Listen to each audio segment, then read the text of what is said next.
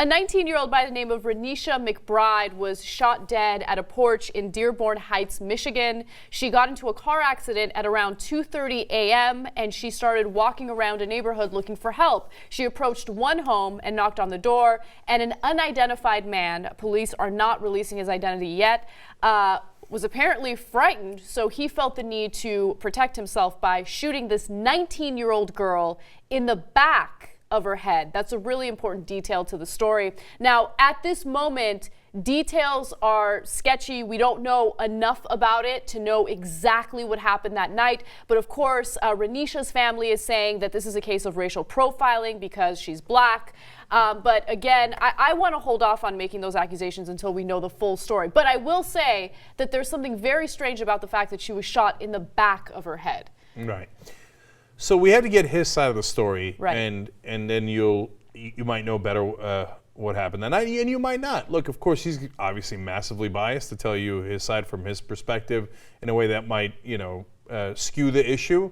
And there is one piece of evidence that's fairly overwhelming that they're getting a shot in the back of the head, according to these initial reports. Look, though, here's what I get out of it. We had the Jonathan Ferrell story. So he's a guy, almost same thing, gets in an accident in the middle of the night, also black, goes up and knocks on a woman's door. At that time, the cops show up. She doesn't open the door. She's afraid. I get it. Somebody knocking in the middle of the night on your door, you get a little, worried about that, and calls the cops. The cops show up. Before the cops even ask him any questions, they shoot him dead. Yep. Right? And so if you're a black person in America now, if you get in a car accident or whatever the situation might be, how can you not be a little reluctant when you need help, when you desperately need help, and going and knocking on, somebody's door, somebody that's supposed to be your neighbor, even if it's not necessarily your community because they're in a car, they're traveling, right? Mm-hmm. Just a fellow citizen, and to say, hey, I need help, without worried that you're going to get shot either by the cops or by the person in the house. But at this point, we do live in a paranoid society. And in the very beginning, when it came to guns being pushed on the American people, it was propaganda by the NRA, making it seem as though guns are cool, they're hip, you want to have one. And then enough people had it that you have all of these mass shootings and you have all of these burglaries or robberies and instances where people who shouldn't have guns get their hands on guns.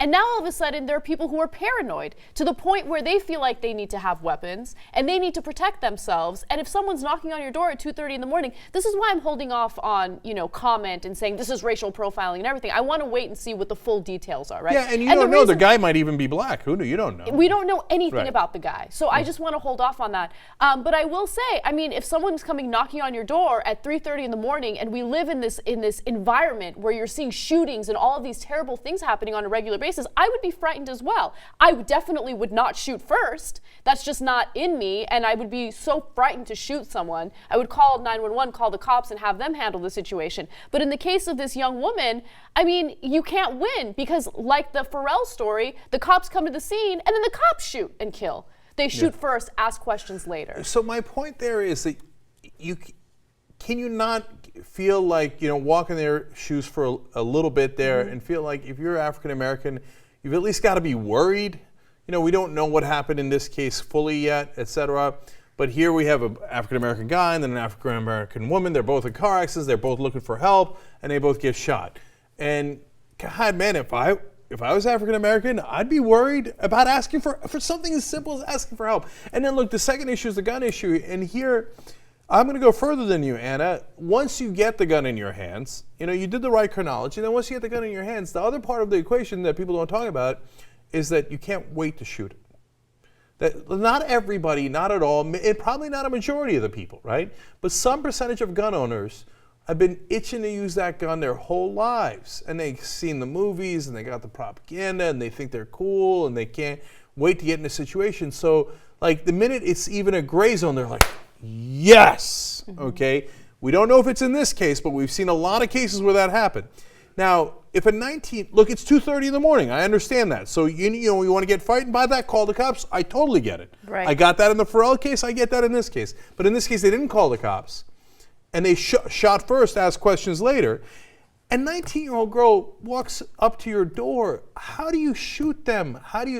I mean, you can't tell it's a young girl. You can't. I mean, forget that. I'm not saying she's a 7-year-old. I get it, right? But you, I couldn't imagine shooting a 19-year-old woman, and then, let alone the fact that she was walking away apparently because you shot her in the back of the head. Why did you do that?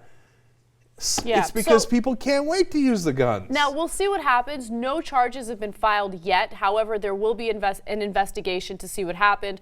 Authorities are questioning him, so it's not like they're allowing him to get away with what happened. I'm happy that there's an investigation. We'll see how this plays out. But it is really scary to know that if you find yourself stranded or in a situation like that, and you go up to someone's home looking for help, I mean, we live in the type of place where someone can legally shoot you, and you don't have to worry. I mean, they don't have to worry about any consequences because of laws like Stand Your Ground or these so-called castle laws. And I'm glad you mentioned that, Anna, because this isn't just about black folks in the country. Obviously, look, it's happened to black people, so, if I was black, I'd be a little bit more on guard because of that, and that sucks. But it's true for everybody. Like, if I'm in an accident, and you think I'm going to go up to somebody's house in the middle of the night and knock on the door? Half the houses have gun guys in them who, like I said, can't wait to use their guns. So they're like, oh, finally somebody made the mistake of asking me for help. I get to murder them, right? So, I mean, I'd rather, just sit in the middle of the road and take my chances bleeding to death out there rather than take my chances with an average American who can't wait to shoot me. I mean, that's how crazy it's got.